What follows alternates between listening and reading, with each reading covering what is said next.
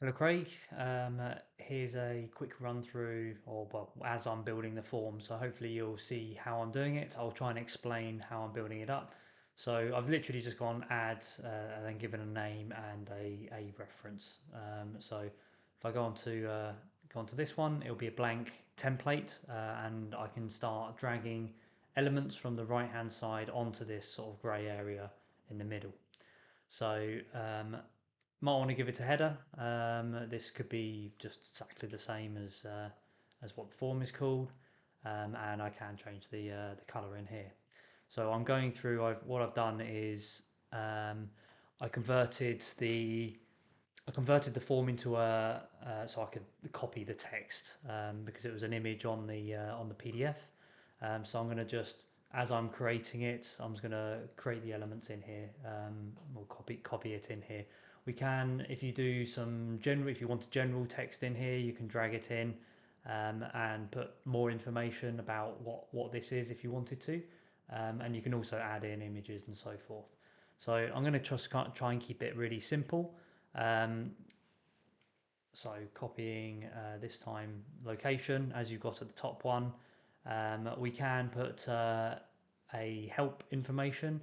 As I understand it, it's a site location. So you might want to specify that if I can spell it. That means it'll do a little question mark. So exactly like this, for example. So when people open up the form, they can see the little question mark and find out more information. But I simply keep on building it up, and as I'm doing, these are just general text. Again, I am assuming a lot of this, so you're going to have to maybe adapt it or change it to make sure that it's matching what you require, basically. Um, you can stuff like I notice you've got this crane number in here. So this crane number you might want to pre-populate as you add it into the relevant folder for that particular crane. So I can see that you've got GOB01. Um, you could pre-populate that as the default answer, but you would create the template first, and then you add it into the folder, the relevant one that you wanted to go into, and then you'd basically populate the defaults in there, and you could say if it's required or not. So again, I'm not sure. I'm guessing these are all required, but it means that they won't be able to submit the form until those boxes are completed. For the week commencing, maybe you want just a sort of a date entry. Um, Again, I noticed this is you've got some slight differences. I think it's week ending on the crawler crane you've got. So these slight differences. Obviously, you can amend, you can duplicate this form once you've done it, which is what I'm going to do, and then you can change it. So I'm going to go through and yeah, you'll see me. I'll speed it up a bit, so otherwise it will take forever.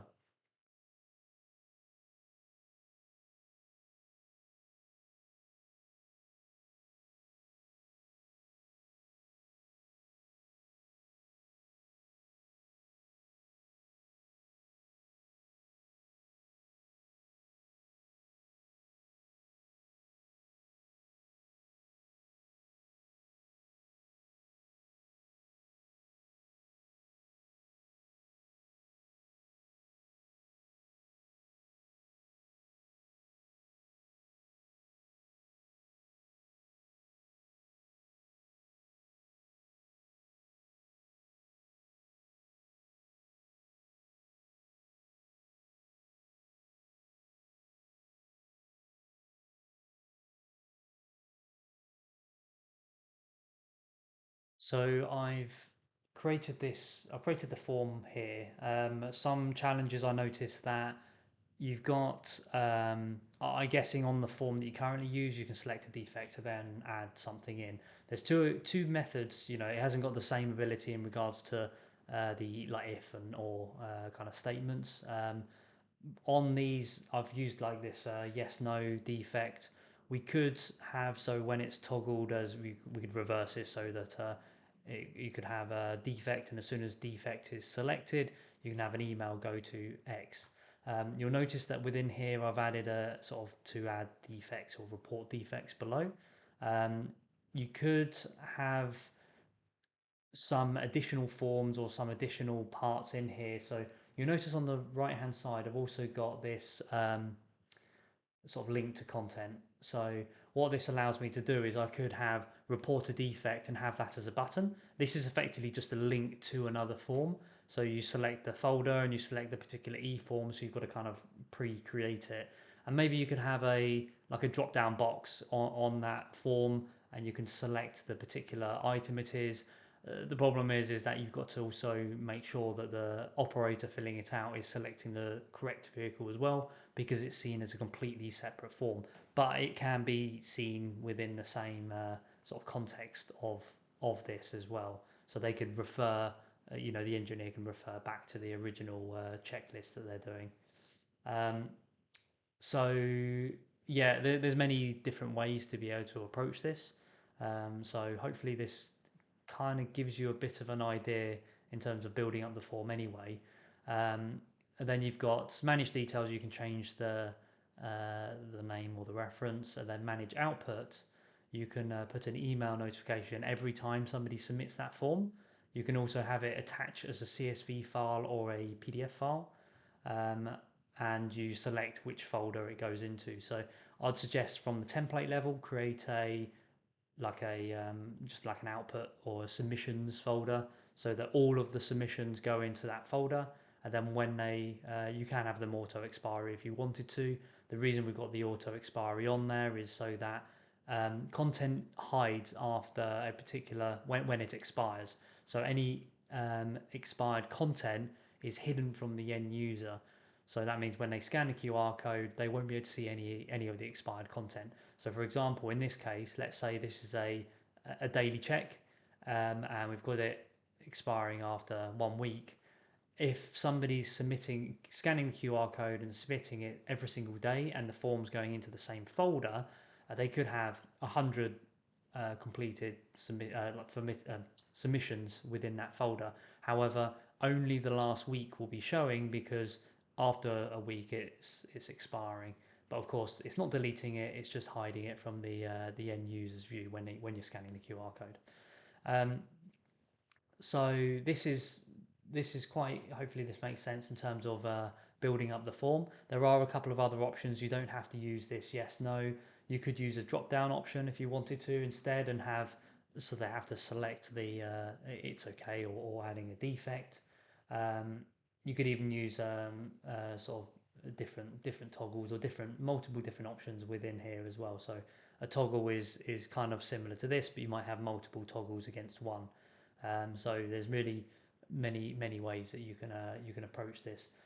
The other option, if it was a toggle, you could actually create a very long list of the kind of the checks. You say, okay, well, which ones are okay, um, or you could have, or both. You could have one of them like, these are the ones that are okay, and then you could have ones mark the ones with a defect against, and then a comment, for example. So and you can keep on building these up however you like. So I'm going to duplicate this one to recreate your crawler crane one, and I'm just going to edit some of the titles just so that obviously it's common.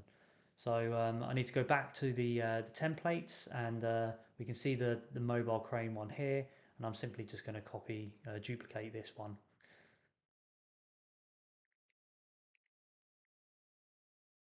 And then find the crawler crane inspection. So we can see this one's here. We can go into this, and first thing I'm going to do is just change the title to match that the other one that you sent over to me. Make sure to save if you're on the manage details or manage output. So also I need to change this to match it. So I'm just going to go through and do exactly the same thing. I'm just going to change the text on some of these. I noticed that on this one you've got contract location on location. I don't know if that's meant to be different, but yeah, just so you're aware. So I'll try and match what's in there, and I might need to add or edit some different elements in there.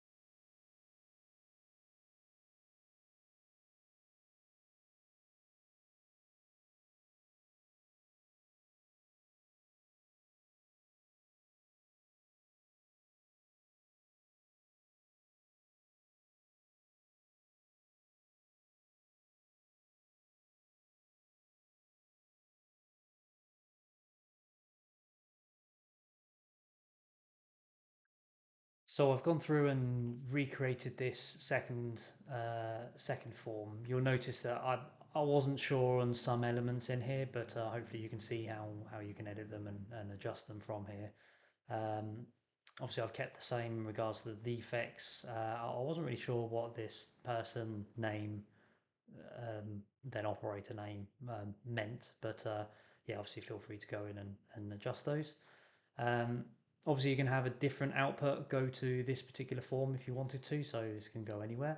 What I'll do is I will copy these two forms and put them into your my eForm template, so you'll see them appear in that section.